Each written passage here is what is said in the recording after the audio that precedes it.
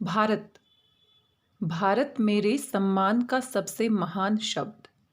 जहाँ कहीं भी प्रयोग किया जाए, बाकी सभी शब्द अर्थहीन हो जाते हैं, अर्थहीन हो जाते हैं। कितनी सुंदर पंक्तियाँ हैं। और ये सुंदर पंक्तियाँ बीच का रास्ता नहीं होता रचना से ली गई हैं, जिसके कवि हैं अवतार सिंह संधू। जब हम कहते हैं हम इस परिवार से संबंधित है, जब हम कहते हैं ये हमारा धर्म है, ये हमारी जाति है, वो हमारी पहचान बताती है। और इसमें कुछ गलत भी नहीं है कि अपनी धर्म और जाति से हम पहचाने जाते हैं। लेकिन जब हम कहते हैं कि हम भारतीय हैं, हमारा देश एक है, और हमारी ये छोटी छोटी पहचानों से ऊपर सबसे बड़ी जो पहचान है वो भारतीयता की है। भारतीय होना हमारी सर्वश्रेष्ठ पहचान है, सबसे उत्तम पहचान है। इससे बड़ी कोई पहचान किसी नागरिक के लिए हो ही नहीं सकती कि वो अपने देश के नाम से जाना जाए। हाँ, हमारा परिवार, हमारा समाज, हमारी धर्म, हमारी जाति, ये सभी महत्वपूर्ण है, लेकिन सबसे महत्वपूर्ण है हमारा देश। इन सब से बड़ा है हमारा देश। और अगर हमारी पहचान हमारे देश के नाम से जुड़ जाती है तो उससे बड़ी बात और क्या हो सकती है। नमस्ते प्यारे विद्यार्थियों, आज हम पढ़ने वाले हैं सबसे खतरनाक कविता, जिसके कवि हैं अवतार सिंह संधू। इनको पाश के नाम से भी जाना जाता है। इस कविता को DBSE बोर्ड में कक्षा 10वीं के पाठ्यक्रम में शामिल किया गया है। कक्षा 10वीं में इकाई 6 का हिस्सा है ये कविता, और इस कविता की आज हम विस्तार से व्याख्या करने वाले हैं, समझने वाले हैं इसे अच्छे से, और महत्वपूर्ण बिंदुओं पर बातचीत करने वाले हैं। अभी कुछ समय बाद आपकी परीक्षाएं होने वाली हैं, वार्षिक परीक्षाएं होने वाली हैं।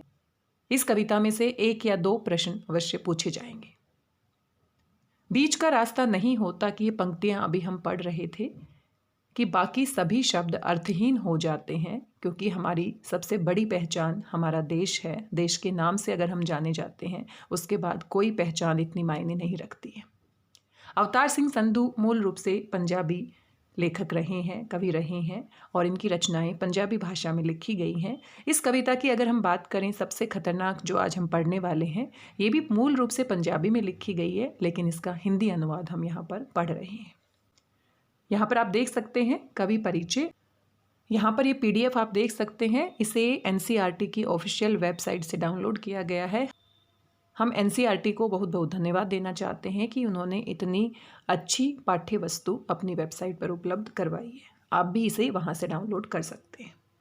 यहाँ पर कवि के बारे में पूरी महत्वपूर्ण जानकारी दी गई है, उनकी रचनाओं के बारे में बताया गया है। आप इसे आराम से पढ़ सकते हैं।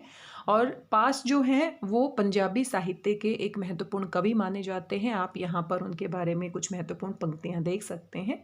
मध्य वर्गीय किसान परिवार में उनका जन्म होता है, और शिक्षा उनकी अनियमित ढंग से होती है, यानी कि रेगुलर पढ़ाई वो नहीं कर पाते हैं किसी मजबूरी की वजह से। जन आंदोलनों से जुड़े रहे। विद्रोही कविता का नया सौंदर्य विधान विकसित किया इन्होंने। इनकी कविता में विद्रोह का स्वर देखा जा सकता है। और पाश की जो कविताएं हैं उसमें विचार और भाव दोनों ही बहुत ही सुंदर तरीके से हमारे सामने प्रस्तुत किए जाते हैं। राजनीतिक कविताएं भी इन्होंने लिखी हैं। लोक संस्कृति और परंपरा का गहरा बोध इनकी कविताओं में हम देख सकते हैं। और पाश जन सामान्य की घटनाओं पर आउटसाइडर की तरह प्रतिक्रिया व्यक्त नहीं करते हैं। ऐसा नहीं लगता है कि ये बाहर से कोई आया हुआ व्यक्ति है।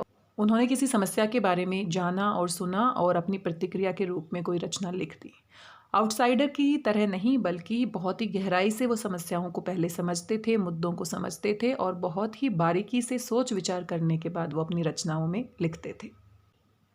पाश ने जन चेतना फैलाने का काम किया। उन्होंने साहित्यिक और सांस्कृतिक कार्यक्रमों का आयोजन किया, और बहुत सारी रचनाएं उन्होंने लिखी, और साथ में बहुत सारी पत्रिकाओं का संपादन किया। आप यहाँ पर देख सकते हैं। कुछ समय तक अमेरिका में भी वो रहते हैं। ये जो कविता है सबसे खतरनाक कविता, आज के समाज में ऐसी परिस्थितियां पैदा हो गई हैं जो इतनी खतरनाक है कि उनका समाधान मिल ही नहीं पा रहा है। तो इस कविता में 2 तरह की परिस्थितियों की कल्पना यहाँ पर की गई है कि कुछ बातें खतरनाक तो हैं, लेकिन बहुत ज़्यादा खतरनाक कवि को नहीं लगती हैं। क्यों? क्योंकि अगर उनका समाधान ढूंढा जाए तो उनका समाधान मिल सकता है। लेकिन कुछ बातें वो मानते हैं कि इतनी खतरनाक है कि उनका कोई समाधान नहीं है, और समाधान नहीं है इसीलिए उनको वो सबसे खतरनाक कहते हैं। अगर किसी आँख ने अपने सामने कोई दुर्घटना घटित होते हुए देखी है और वो आंख गवाही नहीं देती है बल्कि सुन्न हो जाती है, बर्फ़ की तरह जम जाती है, तो बर्फ़ की तरह उस आंख का जम जाना, गवाही ना देना, अन्याय के खिलाफ आवाज़ ना उठाना, उसका विद्रोह ना करना सबसे खतरनाक है। मान लीजिए कोई आपकी मेहनत की कमाई को लूट लेता है या पुलिस आपको ज़बरदस्ती पकड़ कर ले जाती है, मार पिटाई करती है, आपके साथ कोई धोखा करता है, लोभ या लालच में आपके साथ कुछ बुरा होता है, तो ये बातें खतरनाक तो हैं, बुरी तो हैं, इसे हम अच्छा नहीं कह सकते, समाज के लिए बहुत बुरी परिस्थितियाँ हैं, लेकिन फिर भी कुछ बातें ऐसी हैं जो इनसे भी ज़्यादा खतरनाक हैं। तो यहाँ पर एक तरीके से सबसे खतरनाक बात तक पहुँचने के लिए उन्होंने कुछ ऐसी कम खतरनाक बातों की कल्पना की है, उनको अपनी कविता में जगह दिया है ताकि हम सबसे खतरनाक के बारे में, उसकी भयानकता के बारे में समझ सकें। 1988 में खालिस्तानियों के हाथों इनकी मृत्यु हो जाती है और देश की आवाम के लिए शहीद हो जाती हैं। ये पूरी जानकारी आप यहाँ पर विस्तार से दोबारा से पढ़ सकते हैं और ये हमारी कविता है। इस कविता का वाचन हम पहले भी कर चुके हैं और उसका सारांश भी हम बता चुके हैं। डीबीएससी बोर्ड कक्षा 10वीं के नाम से एक प्लेलिस्ट है, उसमें जितना भी पाठ्यक्रम आपका डीबीएससी बोर्ड ने शामिल किया है, मिड टर्म से पहले का और मिड टर्म से बाद का, उनसे संबंधित सारे वीडियो वहां पर उपलब्ध हो जाएंगे। तो इस कविता की व्याख्या आज हम करने वाले हैं। इसका वाचन और सारांश और महत्वपूर्ण बातें हम पहले ही साझा कर चुके हैं। अगर आप वो वीडियो देखना चाहते हैं तो देख सकते हैं। सबसे खतरनाक ये कविता आप यहाँ पर देख सकते हैं और कविता की शुरुआत कहाँ से होती है आप यहाँ पर देखेंगे।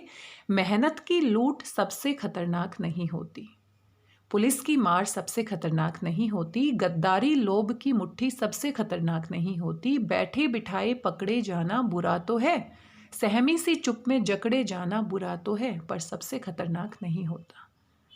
तो सबसे खतरनाक नहीं होता यानी कि खतरनाक तो हैं, बुरी तो बातें हैं। ऐसा नहीं कह सकते कि ये अच्छी बातें। अगर आप मेहनत करते हैं, आप मजदूरी कर रहे हैं और आपको अपना पूरा मेहनताना नहीं मिलता, आपकी मेहनत बीच में से कोई चुरा लेता है, कोई लूट लेता है, तो ये बहुत बुरी बात है, समाज के लिए बहुत ही खतरनाक बात है। पुलिस की मार, अगर पुलिस बिना किसी कारण के आपको पकड़ लेती है, आपके साथ अन्याय करती है, आपके साथ अत्याचार करती है, आपको मारती है, पीटती है, तो ये खतरनाक तो है, बुरी बात तो है। गद्दारी, अगर आपके साथ कोई धोखा होता है, लोभ या लालच में पड़कर अगर आपके साथ कुछ बुरा होता है, तो ये सारी बातें खतरनाक तो है। ये सारी बातें बहुत खतरनाक है, लेकिन सबसे खतरनाक नहीं है। खतरनाक तो हैं। इस तरह के शब्दों का प्रयोग करके कवि यहाँ पर अपनी बात को प्रभावशाली बनाना चाहते हैं कि भाई ये खतरनाक तो हैं, लेकिन ये इतनी भी खतरनाक नहीं है, इनसे भी ज़्यादा सबसे खतरनाक बातें तो कुछ और ही हैं। बैठे बिठाए पकड़े जाना बुरा तो है, आपने कुछ भी नहीं किया, कोई भी अपराध नहीं किया और बैठे बिठाए बिना किसी कारण के आपको पकड़ लिया गया है, ये बात बहुत बुरी है। सहमी सी चुप में जकड़े जाना बुरा तो है, और सहमना यानी कि डरना, और डर के मारे आप एकदम से चुप हो जाते हैं, आप अपनी आवाज़ नहीं उठाते हैं, सब कुछ सहन कर जाते हैं, ये बात बुरी तो है। क्योंकि सब कुछ सहन करना, अगर हमारे साथ अन्याय होता है तो ये बुरी बात है, लेकिन अन्याय को सहन कर जाना ये उससे भी कायरता की बात है, उससे भी बुरी बात है। तो सहमी सी चुप में जकड़ जाना, एकदम शांत हो जाना, सब कुछ सहन कर जाना, उसका विरोध नहीं करना, ये बुरा तो है पर सबसे खतरनाक नहीं है। कवि कहते हैं कि ये सबसे खतरनाक नहीं है, इनका समाधान है। अगर आपकी मेहनत को लूट लिया गया है तो आप उसके खिलाफ आवाज़ उठा सकते हैं, आप दोबारा से मेहनत कर सकते हैं। पुलिस अगर आपको मार रही है तो हो सकता है कि सच्चाई जानने के बाद उसको एहसास हो कि मैंने गलत व्यक्ति को पकड़ लिया है। अगर आप आवाज़ उठाएंगे, अगर कोशिश करेंगे तो ये समस्या हल हो सकती है। आपके साथ धोखा हुआ है तो इसके खिलाफ भी आप आवाज़ उठा सकते हैं। लोभ या लालच से आप बच सकते हैं। बैठे बिठाए पकड़े गए हैं तो हो सकता है कि सच्चाई जानने के बाद आप छूट भी जाएं, और डर कर अगर आप चुप हो गए हैं तो हो सकता है कभी ना कभी आपको एहसास हो कि चुप होने से बेहतर है, सहन कर जाने से बेहतर है अपनी आवाज़ को उठाना। तो ये सारी बातें खतरनाक हैं, हम इन्हें अच्छा नहीं मानते, लेकिन इनसे भी ज़्यादा खतरनाक बातें यहाँ पर कवि को महसूस होती हैं समाज में। तो आगे वो बहुत सारी बातें सबसे खतरनाक तो हैं इस तरह से हमारे सामने प्रस्तुत करते हैं और बाद में सबसे खतरनाक बात हमारे सामने रखते हैं। तो देखते हैं आगे क्या होता है। कपट के शोर में, कपट क्या होता है? छल।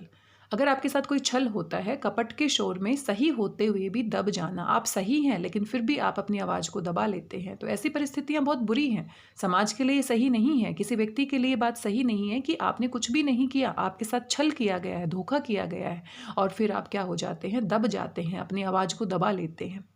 किसी जुगनू की लो में पढ़ना बुरा तो है, और जुगनू बहुत ही कम समय के लिए चमकता है, बहुत कम उसमें रोशनी होती है। और मान लीजिए कि अगर इतनी कम रोशनी में, तो जुगनू की लो यहाँ पर प्रतीक है संसाधनों का।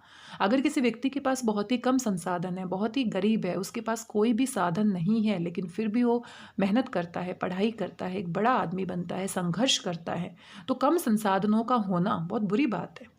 मुट्ठियाँ भींचकर बस वक्त निकाल लेना बुरा तो है, और आप मुट्ठियाँ भींचकर बस समय बिता रहे हैं, समय आगे बढ़ता चला जा रहा है, लेकिन आप आगे नहीं बढ़ रहे हैं, आप अपना समय बर्बाद कर रहे हैं, आप हाथ पर हाथ धरे हुए बैठे हैं और कुछ कर नहीं रहे हैं, तो ये बुरी बात है। सबसे खतरनाक नहीं होता, ये बुरी बातें हैं, अच्छी नहीं है, लेकिन फिर भी कवि कहता है कि ये सबसे खतरनाक नहीं है, क्योंकि इनका समाधान है, इनसे हम अपने आप को बाहर निकाल सकते हैं।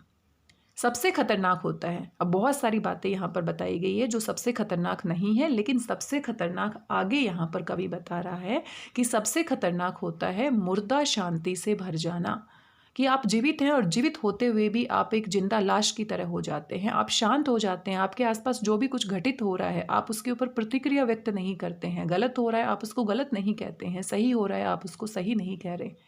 मुर्दा शांति से भर जाना, आप मुर्दों की तरह, आप जिंदा होते हुए भी एक मुर्दा शांति से भर जाते हैं, एक सहमी सी चुप में जकड़ जाते हैं। आप जिंदा होते हुए भी एक मुर्दा शांति से भर जाते हैं, ये सबसे खतरनाक बात है। न होना तड़प का सब सहन कर जाना, आप में कोई तड़प नहीं होती, बेचैनी नहीं होती। जब आपके साथ गलत होता है, आसपास किसी व्यक्ति के साथ गलत होता है, तो आपको बेचैनी नहीं होती, आपको परेशानी नहीं होती, और आप सब कुछ सहन कर जाते हैं। अपनी आंखों से देखते हुए भी आप चुप हो जाते हैं, यानी कि विरोध ना कर पाना, गलत को गलत ना कह पाना, ये जो जज्बा है, ये जो बात है, अगर हमारे मन में गहरे से बैठ जाती है तो ये सबसे खतरनाक होती है। घर से निकलना काम पर और काम से लौटकर घर आना सबसे खतरनाक होता है। फिर आगे कवि कहते हैं कि हम मशीन बन जाते हैं, मशीन को ऑन किया, ऑफ किया, चला दिया, बंद कर दिया, तो वो अपना काम वैसे ही करती चली जाती है। जब व्यक्ति में भावनाएं नहीं होती, संवेदनाएं नहीं होती, सपने नहीं होते, कुछ करने का जज्बा नहीं होता, सुबह काम के लिए निकलता है और शाम को वापस आ जाता है, और इसी प्रकार से अपनी दिनचर्या बिताता चला जाता है, अपना जीवन बिताता चला जाता है, कुछ नया नहीं करता, कुछ नया नहीं सोचता, मशीन बन जाता है। तो मशीन की तरह काम करना, एक तरह से भावनाओं का मर जाना, ये सबसे खतरनाक बात होती है। सबसे खतरनाक होता है हमारे सपनों का मर जाना। हम सपनों को पाने के लिए कितना संघर्ष करते हैं, और ये सपने ही हैं जो हमें दिन में जगा कर रखते हैं। खुली आंखों से जो सपने देखे जाते हैं वही वास्तविक सपने होते हैं। रात को हम सभी सपने देखते हैं, लेकिन वो सपने सच्चे नहीं होते जब तक कि हम खुली आंखों से अपना सपना ना देखें। और आपने अपने आसपास कितने सारे व्यक्तियों के ऐसे उदाहरण देखे हैं, महापुरुषों के उदाहरण देखे हैं कि उन्होंने खुली आंखों से सपने देखे, उनके लिए संघर्ष किया और जीवन में बहुत बड़ा मुकाम हासिल किया। तो अगर हमारे जीवन में सपने ही मर जाएंगे, हम सपने ही नहीं देखेंगे, तो ये बात सबसे खतरनाक है। फिर हमारे जीवन जीने का उद्देश्य ही खत्म हो जाता है। सबसे खतरनाक वह घड़ी होती है। अब यहाँ पर कवि कुछ उदाहरण देना चाहता है और उदाहरण के माध्यम से अपनी बात की गंभीरता को हमारे सामने रखता है। तो यहाँ पर प्रतीकात्मक अर्थ हम यहाँ पर समझ सकते हैं कि यहाँ पर जो शब्द हैं, शब्दों के अर्थ से ज़्यादा इसमें भाव छिपे हुए हैं। तो कवि कौन से भाव हमारे सामने रख रहे हैं, आइए इनको समझने का प्रयास करते हैं। सबसे खतरनाक वह घड़ी होती है आपकी कलाई पर चलती हुई भी, जो आपकी निगाह में रुकी होती है। कि मान लीजिए आपने अपने हाथ पर, कलाई पर घड़ी बांध ली है, और घड़ी तो चलेगी, समय के हिसाब से आगे बढ़ेगी, वो किसी के लिए रुकती नहीं है, यानी कि समय किसी के लिए रुकता नहीं है, लेकिन आप समय के हिसाब से नहीं चल रहे हैं, आपकी निगाह में वो रुकी हुई है, आप कुछ नहीं कर रहे हैं, आपका समय आगे नहीं बढ़ रहा है, आप अपने दिमाग में सोच कर बैठे हैं कि मेरा समय बहुत बुरा है और मैं कुछ नहीं कर सकता। तो ऐसी परिस्थिति जो होती है वो सबसे खतरनाक होती है। वो घड़ी चल रही है और घड़ी के साथ साथ, समय के साथ साथ हमें भी आगे बढ़ना है। तो अगर हम आगे नहीं बढ़ते हैं और अपने आप को कहीं रोक लेते हैं और कुछ करते नहीं हैं, तो ऐसी जो परिस्थितियाँ होती है वो सबसे खतरनाक होती हैं।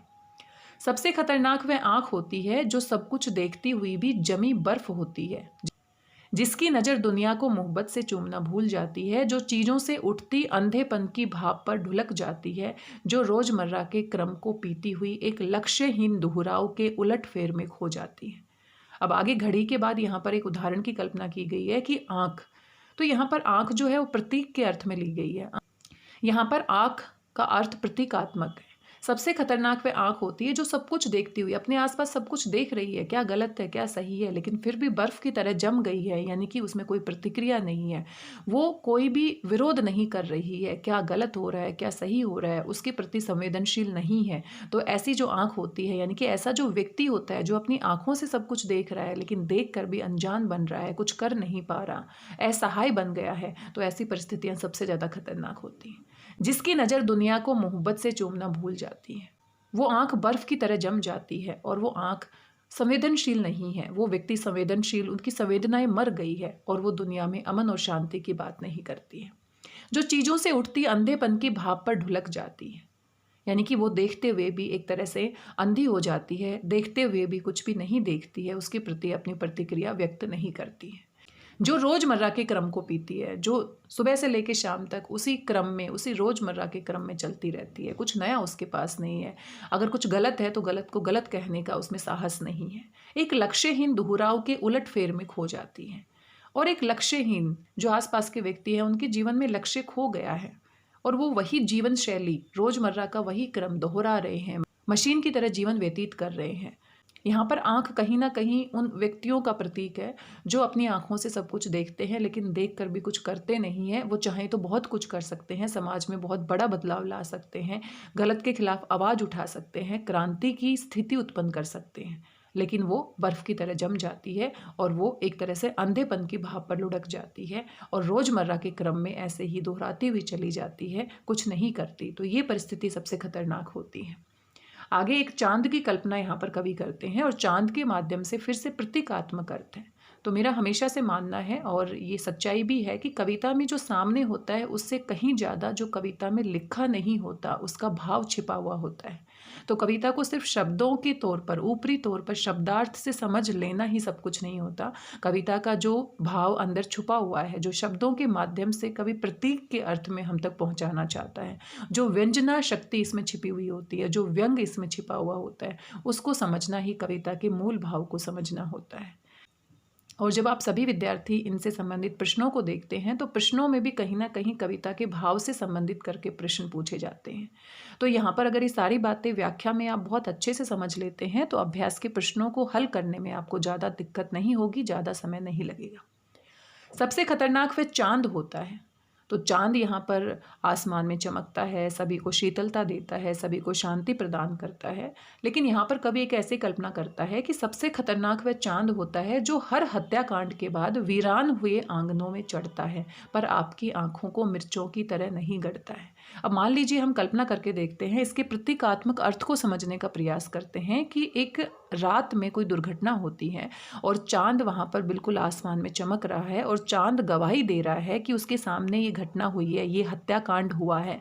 लेकिन चांद फिर क्या करता है, जो आंगन वीरान हो गए हैं, वीरान हुए आंगनों में चढ़ता है। वही चांद जिसके सामने हत्या हुई है और वही जिनकी हत्या हुई है उसके घर में जाता है, आंगन में, वीरान हुए आंगनों में बिल्कुल चमकता है पर आपकी आंखों को मिर्चों की तरह नहीं गड़ता है। यानी कि वो गवाही नहीं देता है कि मेरी आंखों के सामने ये हत्या हुई है, ये गलत हुआ है, वो उसका विरोध नहीं करता है। तो चांद या कहीं ना कहीं लोगों का प्रतीक है, ऐसे लोगों का प्रतीक है जिनकी आंखों के सामने गलत होता है, लेकिन गलत होते हुए भी वो उसी व्यक्ति के घर में जाकर सांत्वना देते हैं, उसी व्यक्ति के घर में जाकर मातम मनाते हैं जिसके घर में गलत हुआ है, लेकिन वो ये कहने की हिम्मत नहीं रखते कि हाँ मेरी आंखों के सामने ये हत्याकांड हुआ है और मैं इसकी गवाही देने के लिए तैयार हूँ, मैं इसका विरोध करने के लिए तैयार हूँ और जिसने ये हत्याकांड किया है उसको सजा दिलवाने के लिए मैं तुम्हारे साथ हूँ। तो उनकी आंखों में मिर्चों की तरह नहीं गड़ता है, वो उनको सच्चाई नहीं बताता है, बल्कि वो उनके वीरान आंगनों में जाकर चमकता है और उनकी हाँ में हाँ मिलाता है। इस तरह का जो दोगलापन है समाज में वो बहुत ही खतरनाक है, सबसे खतरनाक है। आगे कवि कहते हैं सबसे खतरनाक वह गीत होता है आपके कानों तक पहुंचने के लिए जो मरसिए पढ़ता है। मरसी क्या होता है? करुण रस की कविता आप कह सकते हैं, जिसमें शोक होता है, दुख होता है, शोक गीत आप कह सकते हैं, किसी की मृत्यु पर लिखा जाने वाला गीत, किसी की मृत्यु पर गाया जाने वाला गीत आप कह सकते हैं मरसी। सबसे खतरनाक वह गीत होता है। तो गीत जो होता है हम खुशी में गाते हैं, दुख में भी गाते हैं, शोक गीत गाए जाते हैं, तो सबसे खतरनाक वह गीत होता है। तो उस गीत के माध्यम से यहाँ पर कवि अपनी बात कहना चाहता है, आपके कानों तक पहुँचने के लिए जो मरसिए पढ़ता है। अगर आपके साथ कुछ बुरा हुआ है, आप बहुत दुखी हैं और फिर वो जो गीत है आपके सामने आप पहले से ही दुखी हैं और एक आपके सामने दुख भरा गीत गाया जाता है, एक मरसिया पढ़ा जाता है, एक करुण रस की कविता गाई जाती है। आतंकित लोगों के दरवाजे पर जो गुंडे की तरह अकड़ता है। आतंकित कौन होते हैं? जो डरे हुए होते हैं, जिनके साथ गलत होता है, जो पहले से ही दुखी हैं, और उनके दरवाजे पर जाकर इस तरह का गीत पढ़ना, तो वो जो गीत होता है गुंडे की तरह अकड़ता है, यानी कि उन लोगों को और दुखी करता है और परेशान करता है, बल्कि उनके दुख को कम नहीं करता। तो ये बात जो होती है वो सबसे खतरनाक होती है। सबसे खतरनाक फिर रात होती है, तो यहाँ पर रात की कल्पना की गई है। तो पूरी कविता में प्रतीकात्मक अर्थ है, थोड़ा सा गहराई से आपको समझने की आवश्यकता है कि यहाँ पर आंख की बात नहीं की गई है, बल्कि आंख के माध्यम से ऐसे लोगों की बात की गई है जो अपनी आंखों के सामने गलत होता हुआ देखते हैं और विरोध नहीं करते हैं। यहाँ पर गीत की बात नहीं की गई है, बल्कि ऐसे लोगों की कल्पना की गई है जो किसी के दुख में जाकर उनके साथी होने का अभिनय करते हैं, लेकिन जो सच्ची बात नहीं कहते हैं, जो सही है उसका साथ नहीं देते हैं।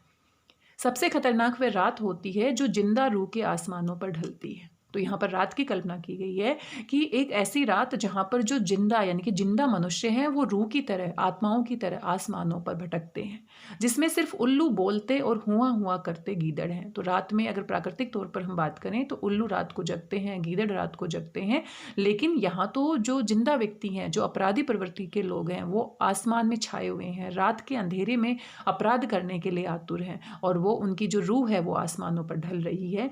हमेशा के अंधेरे बंद दरवाजों चौगाठों पर चिपक जाते हैं, और जो उल्लू और गीदड़ की तरह, जो उल्लू और गीदड़ रात को शिकार करते हैं, तो उन्हीं की भांति इस तरह के जो व्यक्ति हैं, जो अपराधी प्रवृत्ति के व्यक्ति हैं, वो अंधेरे बंद दरवाजों की चौखटों पर एक तरह से चिपक जाते हैं, अपराध करने के लिए मौका ढूंढते हैं। तो रात के अंधेरे में जो अपराध होते हैं, जो दुर्घटनाएं होती हैं, जो जानबूझ के अंजाम तक पहुंचाई जाती हैं, तो वहाँ पर इसके माध्यम से व्यंग किया गया है। तो वो रात सबसे खतरनाक है, क्योंकि वो रात यहाँ पर रात का प्रतीक नहीं है। रात यहाँ पर, रात में अगर किसी ने इस तरह की घटनाएं होते हुए देखा है तो वो भी अपनी आंखें बंद कर लेती है, वो भी सच को सच नहीं कहती है, वो भी अपराधी को सजा दिलाने के लिए आतुर नहीं होती है, बेचैन नहीं होती है। सबसे खतरनाक वह दिशा होती है जिसमें आत्मा का सूरज डूब जाए। सबसे खतरनाक वह दिशा होती है जिसमें आत्मा का सूरज डूब जाए।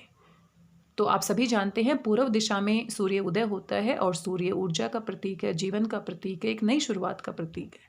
लेकिन वह दिशा सबसे खतरनाक है। यहाँ पर एक ऐसी दिशा की कल्पना की गई है जिसमें हमारा आत्मा रूपी सूरज डूब गया है, क्योंकि जो हमारी आत्मा है, हमारी आत्मा कहीं ना कहीं हमें सही और गलत का अंतर बताती है। लेकिन अगर हमारी आत्मा ही मर जाती है, हमारी आत्मा का सूरज डूब जाता है, और उसकी मुर्दा धूप का कोई टुकड़ा, और जो धूप होती है वो भी मुर्दा हो जाती है, उसका कोई टुकड़ा आपके जिस्म में, पूरब में चुभ जाता है।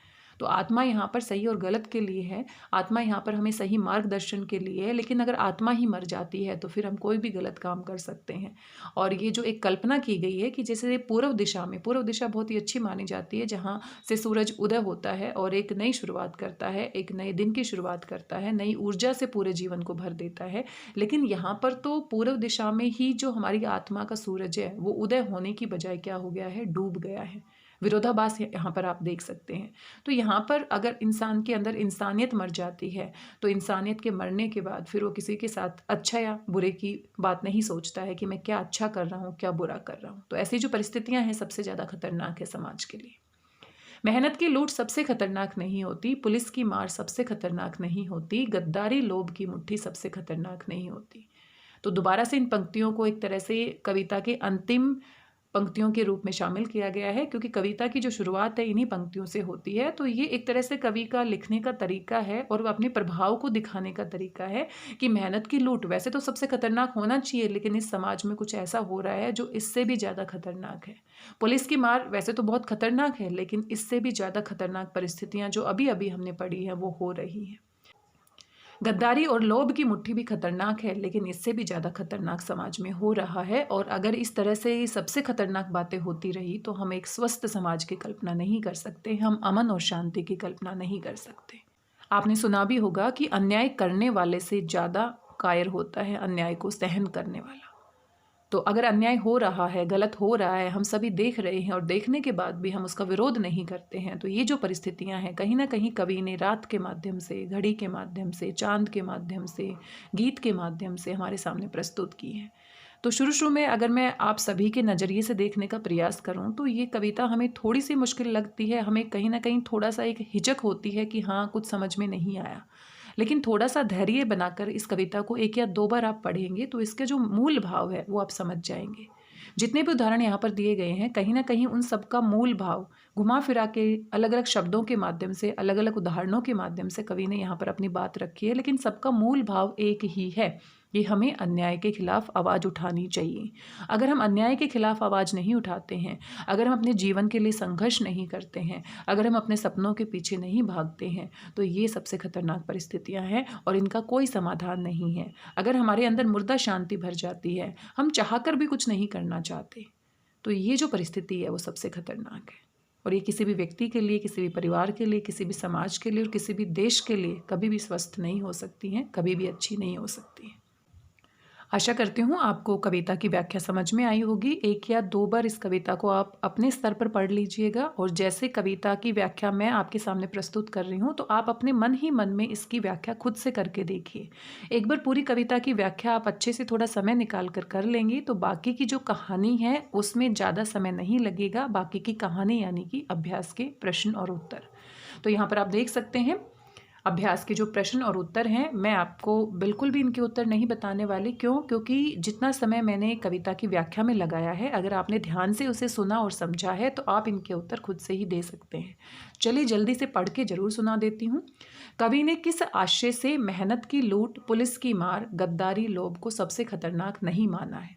कविता की व्याख्या करते समय हमने देखा कि ये सब बातें खतरनाक तो हैं लेकिन सबसे खतरनाक नहीं है, क्योंकि इनका समाधान है। मेहनत की लूट जो है उसको हम दोबारा से मेहनत करके प्राप्त कर सकते हैं, उसके खिलाफ आवाज़ उठा सकते हैं। पुलिस की मार जो है उसका भी समाधान है, गद्दारी और लोभ का भी समाधान है। लेकिन इससे भी ज़्यादा चीज़ें हैं जो सबसे खतरनाक है। इनको खतरनाक तो कहा है लेकिन सबसे खतरनाक नहीं कहा है। सबसे खतरनाक शब्द के बार बार दोहराए जाने से कविता में क्या असर पैदा होता है?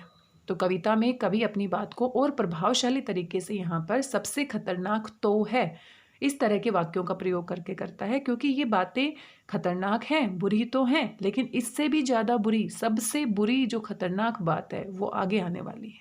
तो कविता में प्रभाव को उत्पन्न करने के लिए, 2 तरह की बातों की तुलना करने के लिए इस तरह के वाक्यों का प्रयोग किया है।